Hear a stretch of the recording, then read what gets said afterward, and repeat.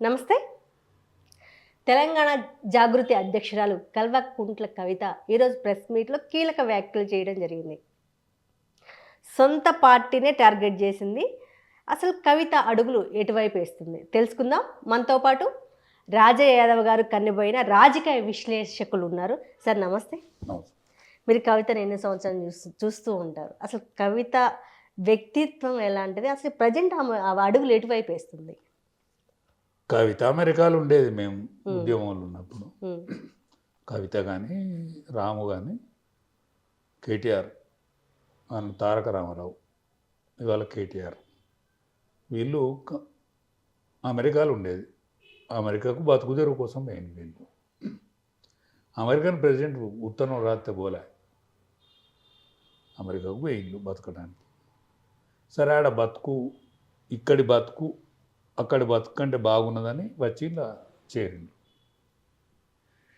కల్వకుంట్ల కవిత అడుగులు కాంగ్రెస్ వైపు పడతానట్టు అనిపిస్తుంది నాకు.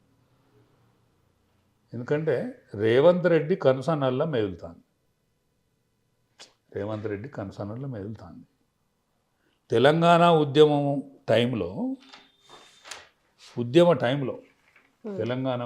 టైంలో ఈ కంపెనీ ఉన్నది. ఈ కంపెనీలో ఇదేం కంపెనీ? ఎడికోర్. ఈ కంపెనీలో Revanth Reddy one of the director, Kalvakuntla Kavitha one of the director. Telangana movement జరిగే టైంలో వీళ్ళిద్దరి యొక్క సాన్నిధ్యం అది. అంటే బిజినెస్ వ్యాపారం చేసుకోవచ్చు, బిజినెస్లో ఎవరైనా పార్ట్నర్ ఉండొచ్చు. ఆయన కూడా వ్యాపారం నుంచి వచ్చినోడు. రేవంత్ రెడ్డి నిజాయితీగా చెప్పిండు ఏమని, నేను 150 రూపాయలు జేబులు వేసుకొని వచ్చిన ఇక్కడికి, నేను ప్రింటింగ్ బాగా చేసేవాడిని, దాంతో నేను ఈ స్థాయికి ఎదిగిన, రియల్ ఎస్టేట్ వ్యాపారం చేసిన. అంటే ఈ విషయంలో కల్వకుంట్ల కవిత కూడా ఒక బిజినెస్లా ఆయనను పార్ట్నర్గా పెట్టుకున్నమాట నిజం. దాని తర్వాత పూర్తి కొనసాగింపుగా లేనట్టున్నది. మధ్యలో ఆయన డిస్కార్డ్ అయ్యి వెళ్ళిపోయాడు. ఆయన పాలిటిక్స్, ఆయన విధానం. ఈమె కవితనేమో తెలంగాణ జాగృతి అధ్యక్షురాలు అయింది. ఆయన తెలుగుదేశం పార్టీలో ఉండే ఆనాడు. అంటే ఇవన్నీ ఎవి చూసినా, ఇప్పుడు కవిత మందలింపులు చూసినా, ఇప్పుడు వాళ్ళ భావన టార్గెట్ చేసిన, లేకపోతే కేటీఆర్ను టార్గెట్ చేసిన, కేసీఆర్ టార్గెట్ చేసిన, ఇవాళ ఎమ్మెల్యేల మీద అందరి మీద టార్గెట్ చేసి మాట్లాడుతా అంటే వాళ్ళు కూడా టార్గెట్ చేసి మాట్లాడతాను లేవను. ఇదంతా ఎడుదారి తీస్తుంది. కేసీఆర్ తలకు బిగుసుకుంటుంది ఇదంతా. అంటే ఆమె దృష్టిలో డబ్బులు తప్ప. ఇలా మల్లారెడ్డి ఎంబడి పడ్డది. మల్లారెడ్డి ఏదో తిరిగి సంతృప్తి చేసుకుంటాడు, ఆమెను మంచిగా చేసుకుంటాడు. అంతకంటే వ్యవసాయ శాఖ మంత్రిగా ఉండే ఆయన ఎంబడి పడ్డది. ఇవాళ ఇక్కడ ఎమ్మెల్యే మాధవరం కృష్ణారావు ఆయన కూడా చాలా గట్టిగా మాట్లాడండి ఆమె మీద. ఇవన్నీ ఎడుదారి ఇస్తానంటే టీఆర్ఎస్ పల్సర్ అవుతాను, కేసీఆర్ పల్సర్ అవుతాడు. ఆయన ఆరోగ్యం ఇదివరకే బాగాలేదంటాను, ఇంకా ఆరోగ్యం ఇంకింత క్షీణించే స్థితి ఉన్నది. పార్టీకో ఆయనే ఆయువు పట్టుగా కనిపిస్తాడు. మరి ఆయన లేకపోతే ఈ పార్టీ అయితే ఉండేటట్లేదు. టీఆర్ఎస్ను కేటీఆర్ నడపలేడు. ఎందుకంటే కేటీఆర్ యొక్క శక్తి సామర్థ్యాలు సరిపోతలేవు. ఏమున్నా వాళ్ళకు గ్రామీణ లీడర్ ఉన్నమాట నిజం, గ్రామీణ లీడర్ ఉన్నమాట నిజం. కానీ క్యాడర్ లేదు. 18 ఏళ్ళ నుంచి 30 ఏళ్ళ కనుక ఉన్నోళ్ళందరూ వాళ్ళు డైరెక్ట్ మోడీ కనెక్షన్ మెయిన్. కానీ బీజేపీ నాయకత్వ వైఫల్యంతో వాళ్ళకు దారి తెన్ను లేకుండా అయింది. ఇవాళ పంచాయతీరాజ్ ఎన్నికలల్లో ఫస్ట్ ఇంత వ్యతిరేకత ఉన్నా కూడా ఫస్ట్ పొజిషన్లో కాంగ్రెస్ పార్టీ ఉన్నది. ఎందుకుంది అంటే ఇవాళ అధికారం, ఎమ్మెల్యేలు, మంత్రులు, ముఖ్యమంత్రి వీళ్ళందరూ పనిగట్టుకొని ఆల్ ఇండియాలో కాంగ్రెస్ పార్టీ మలుగుతా అంటే తెలంగాణ మాత్రమే వెలుగుతారు. దీనికి పూర్తిగా బాధ్యత వహించాల్సింది బీజేపీ పార్టీ. దీనికి పూర్తిగా బాధ్యత వహించింది బీజేపీ పార్టీ. 8 పార్లమెంటు సీట్లు వచ్చినాయి, 35 సీట్లు 35% మన ఓట్లు వచ్చినాయి. దాన్ని సొమ్ము చేసుకోకపోవడం బీజేపీ యొక్క అసహాయత. అదేవిధంగా లీడరు టీఆర్ఎస్కి ఉన్నాడు, కనుక లీడర్ ఉన్నాడు కానీ టీఆర్ఎస్ క్యాడర్ లేదు. 18 ఏళ్ళ నుంచి 30 ఏళ్ళు ఉన్నోడు ఆనాడు యువకులు ఎవరైతే ఉన్నారో ఆనాడు యువతరం అంతా ఉద్యమం వైపు ఉండే, ఈనాడు యువతరం అంతా డైరెక్ట్ మోడీ వైపు ఉన్నారు. కానీ సొమ్ము చేసుకున్నట్లో బీజేపీ అసహాయత కనిపిస్తూ ఉన్నది. అందుకనే వీరికి దిక్కు లేదు, ఆయనకి శక్తి లేదు. బాగా ఆలోచించుకోవాలి. జూబ్లీహిల్స్ ఎన్నికను కూడా మొన్న చవి చూసిండ్రు. బీజేపీ పార్టీ 3rd పొజిషన్కి వెళ్ళిపోయింది. కంఫర్టబుల్ మెజారిటీలో పార్లమెంట్ ఓట్లు సంపాదించింది, కంఫర్టబుల్ మెజారిటీ సంపాదించింది. కానీ ఆమె వాళ్ళు ఏ స్థాయికి వేయండు, 3rdలో సోక్త అయింది, డిపాజిట్ సోక్త అయింది. ఆ స్థాయికి కారణం ఏంటిది అన్వేషించుకోవాల్సిన అవసరం అయితే ఉన్నది. ఎందుకంటే దేశం అంతటా కూడా బీజేపీ ప్రభంజనం వీసిన, పశ్చిమ బెంగాల్ కూడా కైవసమైన, తెలంగాణ కైవసం అయ్యేటట్లేదు. దానికి ప్రధాన కారణం బీజేపీ ఓల్డ్ నాయకత్వమే. ఓల్డ్ ఈజ్ గోల్డ్ అంటాను. ఓల్డ్ గోల్డ్ ఎందుకు అయితలేదు? మరి గోల్డే అయితే మీరు ఇద్దరే ఉన్నారు కదా పార్లమెంట్ మెంబర్లు, ఆ ఇద్దరు మంత్రులే ఉన్నారు. ఇప్పుడు 6 పరాయి పార్టీలే కదా, టీఆర్ఎస్ నుంచి వచ్చిన వాళ్ళు, కాంగ్రెస్ నుంచి వచ్చిన వాళ్ళే ఉన్నారు కదా, అది 6. అదే 8 మంది పార్లమెంట్, 8 మంది అసెంబ్లీ మెంబర్లు కాదు, ఏది బీజేపీ కాదు. వాళ్ళు 8 మందికి 8 మంది పరాయి పార్టీ నుంచి వచ్చిన వాళ్ళే. అలా రాజాసింగ్ను పోగొట్టుకున్నావు రాగానే. ఇవాళ అధ్యక్షుల వారికి ఒక నేను మొత్తం 17 జిల్లా పరిషత్లకు వెళ్తానన్నాడు, ప్రతి గ్రామ పంచాయతీలో పోటీ చేస్తున్నాడు. ఒక ఊళ్ళే పోలేదు ఇప్పటి వరకు, మీరు ఒక ఊళ్ళే అడుగు పెట్టలేదు. ఏ విధంగా ముందుకు తీసుకుపోతారు? మీకు బ్రహ్మాండమైన అవకాశం వచ్చింది, మామూలు అవకాశం రాలే. ఈ అవకాశాన్ని ఎందుకు దుర్వినియోగం చేస్తాను? సద్వినియోగం చేసుకోవాల్సిన అవసరం ఉన్నది. ఇంకా 3 ఏళ్ళ టైం ఉన్నది. కానీ 3 ఏళ్ళ టైంలో కూడా మీరు ముందర పడతారని అనిపించలేదు నాకు. వీనికి దిక్కు లేదు, ఆయనకి శక్తి లేదు. కాబట్టి కంపల్సరీ టీఆర్ఎస్ బీజేపీ రేపు కలిసి పోటీ చేయవలసిన అవసరం ఉన్నది. కానీ అందులో కేటీఆర్ కానీ కేసీఆర్ కానీ అక్కర్రాడు. హరీష్ రావుకు నాయకత్వం అప్పచెప్పి టీఆర్ఎస్ను దక్కించుకోవాల్సిన అవసరం వాళ్ళకున్నది. ఈ బీజేపీకి కూడా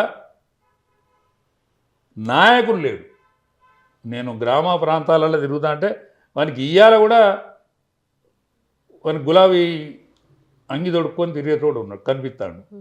కానీ మనోడు కనిపించలేడు.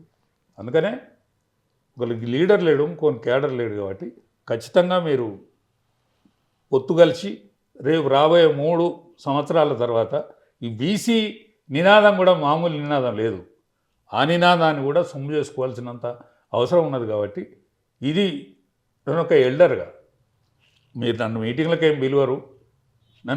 ఏం పిలువరు, జిల్లా పార్టీ మీటింగ్ పిలువరు, రాష్ట్ర పార్టీ మీటింగ్ పిలువరు, కనీసం సలహా కూడా అడగరు. కానీ నేను ఒక ఎల్డర్గా, నేను జంగారెడ్డి కాలం నుంచి ఎమర్జెన్సీకి వ్యతిరేకంగా పనిచేశాను. నేను ఆనాటి నుంచి ఈనాటి వరకు తెలంగాణ ఆకాంక్ష కోసం, వెంకయ్యనాయుడు చేసిన పురుషార్థం కోసం నేను టీఆర్ఎస్కు 20 ఏళ్ళు పోవాల్సిన అవసరం ఏర్పడ్డది. నా వయసు అంతా టీఆర్ఎస్లో అయిపోయింది. కాబట్టి మీ వయసు అయిపోకుండా ఈనాడున్న బండి సంజయ్ కానీ, కిషన్ రెడ్డి గారు కానీ, ఇవాళ మా ఈటల రాజేందర్ గారు కానీ, మీరందరూ ముసలోళ్ళు అయినాక కూడా బీజేపీ ప్రభుత్వం వస్తుంది. కానీ మీ కాలంలోనే వచ్చేటట్టు చేసుకోవాల్సిందిగా నేను విజ్ఞప్తి చేస్తాను అనుకుంటున్నాను. కానీ మీకైతే మంచిది కాదు. బీజేపీని బొందబెట్టకండి, దాన్ని దక్కియండి బీజేపీ నాయకత్వానికి. టీఆర్ఎస్ నాయకత్వం కూడా కవిత అకావికలం చేస్తుంది. కేసీఆర్ ఆరోగ్యం మంచిగా లేదని వింటాము. ఈ అకావికలం చేసిన ఈ నాయకత్వం, పోంగా దక్కిన నాయకత్వాన్ని వాళ్ళను లీడర్ల రూపంలో చూసుకొని కొంత రాజకీయ భవిష్యత్తును చూసుకుంటే హరీష్ రావు గారికి ముందట నెట్టాల్సిన అవసరం కేసీఆర్కి ఉన్నది. మీరు ఎన్నో సంవత్సరాల నుంచి రాజకీయాల్లో ఉన్నారు. కవిత సీఎం నేను అవుతాను అవ్వచ్చు అన్నారు. ఒకవేళ కవిత సీఎం కానీ అయితే 2014 నుంచి టీఆర్ఎస్ ఏదైతే అధికారంలో ఉందో అక్రమాల చిట్టంతా తవ్వుతానంటుంది. అలా కవిత అదే పార్టీలో ఉంది, అదే పార్టీలో పదవులు పొందింది. ఎందుకు టీఆర్ఎస్నే టార్గెట్ చేసింది? టీఆర్ఎస్ని టార్గెట్ చేస్తే కేసీఆర్ని టార్గెట్ చేసినట్టు కాదా? కవిత సీఎం అయ్యే ఛాన్సెస్ ఉన్నాయా ఫ్యూచర్లో? సీఎం కాదు కదా, ఎమ్మెల్యే కూడా గెలవదు. ఆవిడ బలంగా చెప్తున్నారు కదా. ఎమ్మెల్యే కూడా గెలవదు, ఒట్టి ఎమ్మెల్యే కూడా గెలవదు. అలా కాంగ్రెస్ పార్టీలో పోయి దప్పున ఎమ్మెల్యే వెళ్తే గెలవచ్చు. కాంగ్రెస్ పార్టీలో పోతే ఏమైనా అవకాశం మెరుగవుతుంది కావచ్చు. కానీ టీఆర్ఎస్ను వాళ్ళ తండ్రిని ఆమెకు రాజకీయ నీడనిచ్చి ఆర్థిక పరిపుష్టినిచ్చినటువంటి కుటుంబాన్ని అయితే దూరం చేసుకున్నట్టే. ఇంతకంటే పెద్దదైతే ఏం రాదు ఆమెకు, ఇంతకంటే పెద్దది ఏం రాదు. బీఆర్ఎస్ పార్టీ వాళ్ళు అసలు నేనే లబ్ధి పొందలేదు అంటున్నారు కవిత. ఎట్లా లబ్ధి పొందలే? పార్లమెంట్ మెంబర్ ఎట్లావు? పార్లమెంట్ మెంబర్ ఎట్లావు? పార్లమెంట్ మెంబర్ అయిపోయిన తర్వాత ఓడిపోయింది, మళ్ళీ ఎమ్మెల్సీ ఎట్లావు? ఇవాళ నీ గురించి గుర్తింపో, ఇవాళ నీకు సోషల్ మీడియానో నీకు అవకాశం ఇస్తుందంటే నువ్వు కేసీఆర్ కూతురు అనే కదా ఇచ్చేది. అంటే కేసీఆర్ కూతురు కాకపోతే నీకు అంత ఇంకా కేసీఆర్ కూతురుగానే కవితను చూస్తున్నారా? తెలంగాణ జాగృతి అధ్యక్షులుగా చూస్తున్నారు. జాగృతి లేదు నీకు, ఇంకేమీ లేదు, ఓన్లీ కేసీఆర్ బిడ్డగానే చూస్తారు. ఇప్పుడు ఆమె గొప్పోనింటి ముచ్చట్లు కావాలి బయటోనికి. గొప్పోనింటి వాళ్ళ ఇంట్లో ఏం లొసుకులు జరుగుతానో బయటోనికి కావాలి. నువ్వు లొసుకులని చెప్తాను కాబట్టి వింటాను. సోషల్ మీడియా కానీ లేకపోతే మీడియా కానీ ఎందుకు నీకు విలువనిచ్చి నీ బొమ్మ వేసి నీకు ఫోటో వేసి రాస్తానంటే గొప్పోని ఇంటి ప్రచారం కావాలి ఇట్లా అని వాళ్ళకు కూడా ఉన్నది. నేను ప్రజల సమస్యలు వింటున్నాను. ప్రజల సమస్యలు ఎవరైనా మంచిదే, ప్రజల సమస్యలకు పోయినప్పుడు మంచిదే. కానీ నువ్వు అధికారంలో ఉన్న రోజు ప్రజల సమస్యలు నీకు కనిపించలేదా? మీ తండ్రి ముందట ఆనాడే పెట్టనుంటి కదా, ప్రజా సమస్యలు ఆనాడే పెట్టనుంటి కదా. బీసీల సమస్య నేను కంకణం కట్టుకుంటాను అంటాను. ఆనాడు బీసీలకు ప్రాధాన్యత ఇయ్యనప్పుడు నువ్వు చెప్పద్దా? ఈటల రాజేందర్ను ఎల్లగొట్టిన రోజు నువ్వు ఎదురు తిరిగి మాట్లాడద్దా? ఇవాళ ఈటల రాజేందర్ పోయిండని అంటాను. తుమ్మల నాగేశ్వరరావు గారిని ఎల్లగొట్టిన రోజు మరి నువ్వు ఎదురు తిరిగి మాట్లాడద్దా?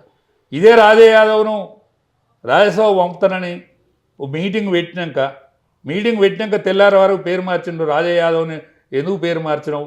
ఆయన నీతో పాటు జైలుకి వచ్చిండని నువ్వు ఎందుకు అడగాలి కదా. నీ రాజకీయ జీవితం కోసం మేమందరం తిరిగినాం కదా. నీ రాజకీయ జీవితం కోసం నీ బతుకమ్మ ఆడితే నీ బతుకమ్మ ముందట మేము తిరిగినాం కదా తెలంగాణ పిచ్చోళ్ళం. నువ్వు నన్ను అడిగినావు కదా, అంకుల్ నా టికెట్ ఏమవుతుంది నిజామాబాద్లో అని. ఆ మాట గుర్తులేదా మీకు? గుర్తుండాలి కదా, అనేక విషయాలు గుర్తుండాలి కదా. గుర్తుండకపోతే రాజకీయాలలో ఎట్లుంటారు? అందుకనే నువ్వు పార్టీ డ్యామేజ్కి ఎక్కడికి వస్తావు తప్ప నీకు వచ్చేది అదనంగా ఏం లేదు. ఇట్లా దాదాపు ఈ ఫ్యూచర్ సిటీ కావచ్చు, దాదాపు అన్ని దేశాల నుంచి బిజినెస్ మ్యాన్ మన ఫ్యూచర్ సిటీలో మీటింగ్ గ్లోబల్ సమ్మిట్కి రావడం జరిగింది. ఇంత జరిగిన తెలంగాణలో యూరియా సమస్య ఉంది, రైతులకి జాబ్స్ లేవు, చాలా సమస్యలు ఉండగా అసలు గవర్నమెంట్ని ఏమనడం లేదు కవిత. Only target BRS. సమస్యల మీద నేను పోరాడుతున్నాను అంటున్న కవిత ఎందుకు బీఆర్ఎస్ పార్టీని టార్గెట్ చేసింది, కాంగ్రెస్ని వదిలేసింది? అంటే ఒకటే, ఆమె కాంగ్రెస్ గ్రీన్ సిగ్నల్ మీదనే నడుపుతుంది ఈ వ్యవస్థ అంతా. అంతే, కాంగ్రెస్ పార్టీకి లబ్ధి జరగాలి. రేపు కాంగ్రెస్ పార్టీలోకి పోతాను అనుకుంటుంది ఆమె, తప్పేందా? పోతాను అనుకుంటుంది కాబట్టి ఉన్న పార్టీ అయితే దీన్ని కాలబెట్టాలి కదా, ఉన్న పార్టీని అయితే పూజ చేయాలి కదా. అది పూసే ఉన్నది, కొన్ని పర్సనాలిటీస్ ఉన్నాయి దాంట్లో, అది మొత్తం పూసే ఉన్నది. పూసేదాన్ని దీన్ని పూజ చేస్తేనే కదా రేపు కాంగ్రెస్ పార్టీ పోయినా కూడా వాళ్ళన్న విలువ ఇచ్చేది. అంతే తప్ప ఇంకా వేరే అనుమానం. ఇప్పుడు ప్రజెంట్ పంచాయతీ ఎలక్షన్ జరుగుతూ ఉన్నాయి. ఇన్ని సమస్యలు ఉన్నప్పటికీ అధికారంలో ఒక కాంగ్రెస్ ఉన్నా దాదాపు కాంగ్రెస్ ఢీక్కునే విధంగా బీఆర్ఎస్ సర్పంచ్ సీట్లు వచ్చాయి, ఇండిపెండెన్స్. కానీ తర్వాత ప్లేస్ మాత్రం బీజేపీకి వచ్చింది. ఎందుకు? దాదాపు బీజేపీకి ఎమ్మెల్యేస్ ఉన్నారు, ఎంపీస్ ఉన్నారు. ఎందుకు జిల్లా మారుమూల ప్రాంతాలకి బీజేపీ చేరుకోలేకపోయిందా? అంతర్గత కలహాలతోనే ఉన్న బీజేపీ పార్టీ సతమతమవుతుంది. అంతర్గత కలహాలతో సతమవుతుంది అవుతుంది తప్ప రేపు మాకు సర్పంచ్ గెలవాలి, మాకు జెడ్పీటీసీ గెలవాలి, మాకు ఎంపీటీసీ గెలవాలని లేదు. ఉమ్, రేపు మాకు ప్రభుత్వం అవుతుంది, ప్రభుత్వంలో మేము పాతోళ్ళం కావాలి, మేము పాతోళ్ళం కావాలి తప్పనిసరి. మా సంతోష్ గారు కూడా ఆల్ ఇండియా, అఖిల భారత ఆల్ ఇండియాలో ప్రధాన కార్యదర్శి సంతోష్ గారు కూడా మరి సోషల్ మీడియాలో అయితే వస్తుంది వార్తలు, మీరు ఉంటుండండి పోతే బోన్లీ అని. ఉమ్, సంతోష్ గారు ఈ పార్టీకి కంకణబద్ధుడై ఈ పార్టీని పవర్కి తేవాలని ఆ బ్రహ్మచారి అంటే యావత్ భారతావనిలో ప్రభుత్వాలకు బీజేపీ ప్రభుత్వాన్ని దేవాలనేటువంటి ఆలోచన కలిగిన వ్యక్తి. మరి ఆయనే తెలంగాణలో మాత్రం అంటాడు. ఒక్క గువ్వల బాలరాజును మాత్రం, ఆయన మీద కేసు పెట్టిన గువ్వల బాలరాజును మాత్రం మరి ఆయనను పార్టీలోకి తీసుకున్నారు. ఆయన తర్వాత అనేక మంది వస్తారని మా అధ్యక్షుల వారు కూడా చెప్పిండు. ఒక గువ్వల బాలరాజు తప్ప ఇప్పటి వరకు వెళ్ళాలి. అంటే నీ కేసు కంటే పార్టీ గొప్పది కాదా? సంతోష్ గారిని నేను సూటిగా ప్రశ్నిస్తాను. ఆయన ఆల్ ఇండియా లెవెల్లో చాలా ప్రముఖమైన వ్యక్తి. ఇవాళ అమిత్ షా గారు కానీ లేకపోతే మా మోడీ గారు కానీ ఆయన సలహాను సంప్రదింపులను వింటారు. అటువంటి వ్యక్తి మీరు ఉంటుండి పోతే పోన్లీ అంటాడు. ఒక గువ్వల బాలరాజుని కేసు కోసం తీసుకున్నావా? మరి ఇక్కడ తెలంగాణలో 35% వచ్చిన దాన్ని ఇది వద్దా? 35% ఓట్లు వచ్చినాయి, 62 సీట్లల్లో మెజారిటీ వచ్చింది. కొద్దిగా తిప్పల పడితే మనకి ఇక్కడ ప్రభుత్వం వస్తుంది. బీసీ నినాదం కూడా ఇక్కడ బలమైన నినాదం ఉన్నది. మొన్న ప్రధానంగా జూబ్లీహిల్స్ గెలవడానికి కాంగ్రెస్ పార్టీకి ప్రధాన కారణం ఏంటంటే బీసీ నాయకుని అనుకున్నాం. రెండు పార్టీలు కూడా పప్పులు కాలేసినాయి. ఒకళ్ళు దీపక్ రెడ్డిని పెట్టుకున్నారు, ఒకళ్ళు ఆమె చౌదరిని పెట్టుకున్నారు. కాబట్టి రెండు పార్టీలకు కూడా గుణపాఠం మొన్న జరిగింది. రాబోయే రోజులల్లో మీరు శ్రేష్ఠ నాయకత్వం, జ్యేష్ఠ నాయకత్వం ఏదైతే ఉన్నదో, మీరు హార్నిషలు మీ జీవితాన్నే దారపోసింది కదా పార్టీ కోసం. కానీ తెలంగాణను ఎందుకు దారపోతలేరు? తెలంగాణ మీద యోచన ఎందుకు పెడతలేదు? కేంద్ర ప్రభుత్వం కూడా దృష్టి పెట్టాల్సిన అవసరం ఉన్నది. ఈ తెలంగాణను అశ్రద్ధ చేసుకుంటే కరెక్ట్ అయితే కాదు. ఎందుకంటే 1000 సంవత్సరాల బానిసత్వం, 77 ఏళ్ల స్వాతంత్రంలో కూడా ఇది నిజమైన తెలంగాణ సాధన దశగా పోయింది. అంటే భౌతిక తెలంగాణ అయింది కానీ సామాజిక తెలంగాణ కాలేదు. కాబట్టి ఈ సామాజిక తెలంగాణ కోసం బీజేపీ నాయకత్వం నడుం కట్టుకోవాల్సిన అవసరం ఉన్నది. మొన్న జరిగిన ఓయిలో రేవంత్ రెడ్డి మీటింగ్ కావచ్చు, రేపు జరగబోయే ఫుట్బాల్ మ్యాచ్ ఎలా చూస్తారు? రేవంత్ రెడ్డి ఒకనాడు తెలంగాణను అదే తెలంగాణ దేవటానికి నానా కష్టాలు పడరు, బలిదానాలు అయ్యారు. దాని తర్వాత వాళ్ళని కానకుంటే కేసీఆర్ని దించేదనక అదే తిప్పల పడ్డది. మిగతా విద్యార్థి లోకం అన్ని యూనివర్సిటీలు కూడా కలిసి పనిచేసినాయి. మీరు ఒకటోసారి మాట ఇచ్చిండ్రు, రెండోసారి పోయిండ్రు, 10,000 కోట్లు ఇస్తామన్నారు. సంతోషం, మీరు 10,000 కోట్లు ఇస్తారా ఇయ్యరా? కానీ మిగతా యూనివర్సిటీలు కూడా ఉన్నాయి. కాకతీయ యూనివర్సిటీ ఉన్నది, ఇవాళ కరీంనగర్లో యూనివర్సిటీ ఉన్నది, ఇవాళ మహబూబ్నగర్లో యూనివర్సిటీ ఉన్నది. అన్ని యూనివర్సిటీలను కూడా మీరు కాపాడాల్సిన అవసరం ఉన్నది. ఎంప్లాయీస్ ఎవరైతే ఇప్పుడు నిరుద్యోగులు ఎవరైతున్నారో వాళ్ళని అశ్రద్ధ చేస్తారు. అశ్రద్ధ చేసిన టీఆర్ఎస్కి ఏ గుణపాఠం అయితే చెప్పిర్రో కాంగ్రెస్ పార్టీ కూడా అదే గుణపాఠం చెప్తారు. కానీ ప్రతిపక్షాల ఇద్దరి అనైక్యత వలనే నువ్వు దక్కుతాను తప్ప, ఈ అనైక్యతే దెబ్బతిస్తాను తప్ప, లేకపోతే ఇక్కడ కాంగ్రెస్ పార్టీ చెల్లది. ఒకవేళ కాంగ్రెస్ పార్టీకి రేవంత్ రెడ్డి అయితే ధీమాగా చెప్తాను, నేను మళ్ళోసారి కూడా ముఖ్యమంత్రి నేనే. ఆ ధీమాకు నీరు పోసేది, బలాన్ని ఇచ్చేది బీజేపీ టీఆర్ఎస్ మాత్రమే. మీ తప్పిదం వల్లనే ఇక్కడ యావత్ భారతావనిలో బీజేపీ ప్రభుత్వాలు వచ్చిన, ఎన్డీఏ ప్రభుత్వాలు వచ్చిన, తెలంగాణలో మీ ఇద్దరి వల్లనే రావని పబ్లిక్ మిమ్మల్ని తప్పుబట్టే రోజు వస్తుంది. కాబట్టి జాగ్రత్త వహించాల్సిందా? 3 ఏళ్ళు టైం నాకు కాబట్టి జాగ్రత్త వహించాలి. దాదాపు చాలా కోట్లు ఖర్చు పెట్టి రేపు ఫుట్బాల్ మ్యాచ్ ఆడబోతున్నారు మెస్సీతో, ఎట్లా చూస్తారు? సరే, ఆటలాడు తప్పేం కాదు.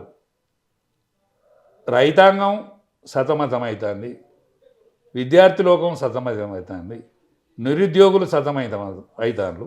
ఇటువంటి టైంలో ఆ ఆట ఆడుకోవచ్చునా?